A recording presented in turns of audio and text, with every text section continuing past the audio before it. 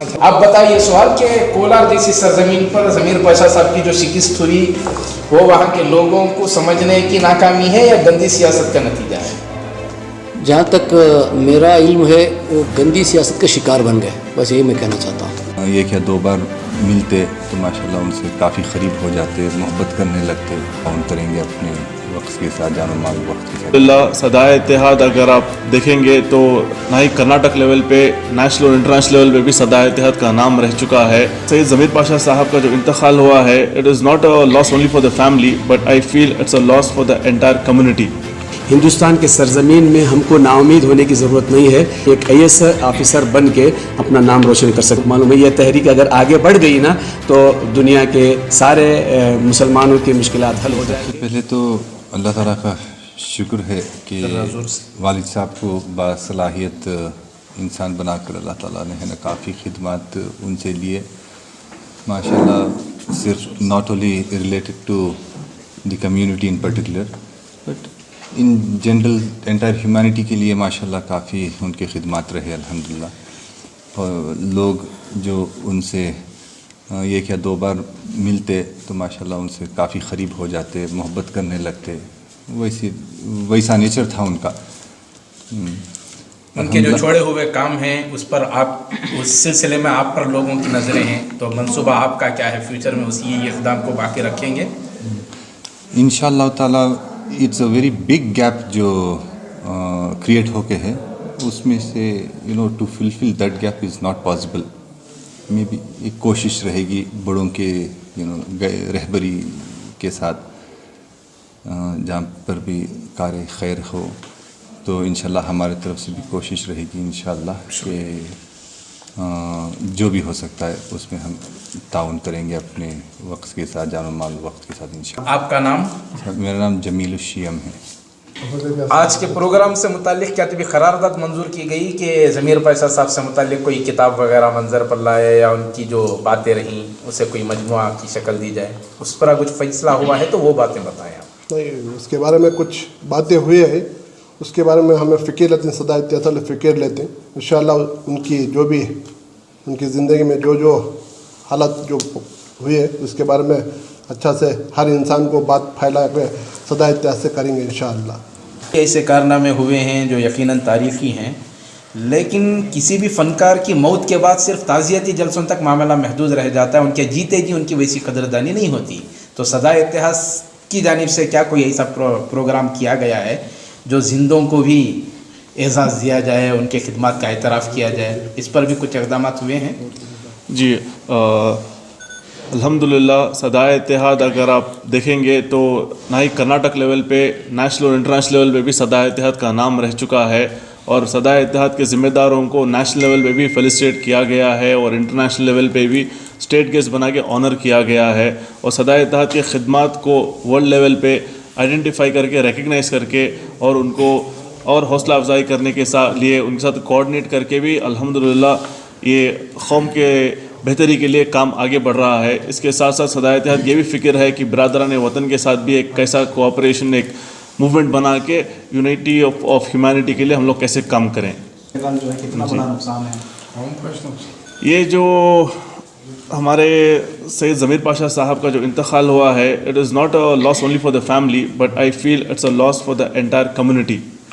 کیونکہ یہ بہت سارے کمیونٹی کے نوجوانوں کے لیے ایک بہت بڑے رول ماڈل رہے ہیں، not only in education but بہت سارے لوگ ان کے پاس جو ایسپرنٹس تھے IAS یا KS کرنے کے لیے، ان کے پاس خصوصی گائیڈنس لینے کے لیے جایا کرتے تھے. اور میرے بچپن میں میرے والد صاحب کے ساتھ ان کے پاس ساتھ کئی ملاقات کر کے ہوں اور کئی مسئلوں میں انہوں نے ہمیں سپورٹ کیا ہے اور گائیڈ بھی کیے ہیں. اور حال ہی میں اگر آپ دیکھیں گے تو جب CA NRC کا جو مسئلہ ہوا، اس پہ ہی was at the forefront of the entire movement. عمر والے رہنے کے باوجود ایک نوجوان کو پیچھے چھوڑ دیتے تھے، اتنے جوش سے، اتنے فکر لے کے وہ آگے بڑھ رہے تھے قوم کے لیے. جی، جیسے کہ آپ جانتے ہیں مرحوم جن کا تذکرہ ابھی ہمارے بھائیوں نے کیا، इनकी ज़िंदगी में पैगाम ही पैगाम है सारे मुसलमानों के लिए। सबसे पहला पैगाम ये कि हिंदुस्तान के सरज़मीन में हमको नाउमीद होने की ज़रूरत नहीं है। अगर इल्म के मैदान में तलाश व कोशिश करके एक अच्छे रिज़ल्ट को हासिल करेंगे तो हिंदुस्तान की सरज़मीन में भी एक IAS ऑफ़िसर बन के अपना नाम रोशन कर सकते हैं। ये सबसे पहला इनकी ज़िंदगी का पैगाम था। दूसरा पैगाम उन मुसलमान ऑफ़िसरों के लिए कि जो अपने आप को एक मुसलमान होने की नाते झिझक समझते हैं और मुसलमानों का काम करने में ताख़ीर करते हैं, उनके लिए इनकी ज़िंदगी जो है मशाल राह नमूना है कि वो एक बड़े ऑफ़िसर भी बन सकते हैं। बड़े ऑफ़िसर बनने के बाद जिस तरह से दूसरे कौम का काम करेंगे उससे ज़्यादा पूरे जोश और जज्बे के साथ अपने कौम का भी जो है वो काम कर सकते हैं। तीसरा पैगाम इनका ये कि अपने रिटायरमेंट के बाद जहाँ पे लोग सारे के सारे जो है वो अपने आराम का देखते हैं, लेकिन इन्होंने एक इनकलाब बर्पा करने के लिए एक मुहर्रिक बने, तहरीक को आगे बढ़ाया और उलमा के साथ उम्मत के दूसरे ज़िम्मेदारों के साथ जो है ज़िम्मेदारी को लेकर ये शुरुआत कर्नाटक के सरज़मीन से इन्होंने की। ये जो सदाए इत्तेहाद की आवाज़ को इन्होंने शुरू किया ये कर्नाटक तक महदूद नहीं है। इंशाअल्लाह उम्मीद है कि सारे हिंदुस्तान तक पहुँचेगी और सारे दुनिया तक पहुँचेगी। जैसे कि आप लोगों को मालूम है ये तहरीक अगर आगे बढ़ गई ना तो दुनिया के सारे मुसलमानों की मुश्किलात हल हो जाएंगे। ये हमारे लिए उसवा और नमूना है। नाम और डेजिग्नेशन जी सैयद अज़हर हुसैन आबिदी, कर्नाटका वक्फ बोर्ड मेंबर। हम इत्तेहाद के उन्वान पर जो मरहूम ने अपनी ज़िंदगी में अपनी लाइफ में ड्यूटी में रहने के बावजूद भी जो इन्होंने आवाज़ बुलंद की है, इस आवाज़ को उनके बाद आगे लेकर के जाना, इसमें मिल्लत की भलाई भी है, मिल्लत की कामयाबी भी है, मिल्लत की खूबी भी है। मिल्लत की बका इस वक्त यही है कि जो हमारे बुज़ुर्गान इत्तेहाद के लिए काम किए हैं उस मशीन को, उस फ़िक्र को हम आगे लेकर के नौजवान आगे बढ़ें तो इसमें मिल्लत की बका भी है, मिल्लत की कामयाबी भी है। और इस वक्त का बेहतरीन वो जो है अमल जो है इत्तेहाद पर काम करना है। मेरा नाम मौलाना दिलावर हुसैन आबिदी, नुमाइंदा शिया सदा इत्तेहाद, नुमाइंदा कम्युनिटी शिया अलीपुर। रहीम, वैसे तो ज़मीर पाशा साहब की मुलाकात मेरी 1995 में हुई थी जबकि वो बेंगलोर रूरल ZP के CEO थे, लेकिन मेरा उनके साथ गहरी ताल्लुक़ात का सिलसिला शुरू हुआ सदा इत्तेहाद में शामिल होने के बाद। तो हम लोगों का जो एक मिशन था जो ज़मीर पाशा साहब को हम लोग फॉलो करते थे कि उनके क़दम पे हम लोग चलना चाहिए। इत्तेहाद के वो अलमबरदार थे, चाहे वो आपस मसलकी इत्तेहाद हो या फिर दीगर मज़ाहिब बैनुल मज़ाहिब के इत्तेहाद हो, इसके वो अलमबरदार थे। इनका यही कहना था कि हमारे हर प्रोग्राम्स में जो है हम लोग दूसरे मज़ाहिब के लोगों को बुलाना चाहिए, जैसे कि स्वामी जीज़ हो या क्रिश्चियंस के जो है वो पादरीज़ हो या फिर सिख मज़हब के उनके जो कायदीन, इनको बुलाना, बल्कि इनका एक कंपलसरी एक हमारे लिए एक ऑर्डर था कि हर प्रोग्राम में उन लोगों को बुला के काम करना है। मेरा नाम मीर मुमताज़ अली है, मैं सदा इत्तेहाद का ट्रेजरर हूँ। तालीमी शूर के लिए उन्होंने बहुत काम किया है।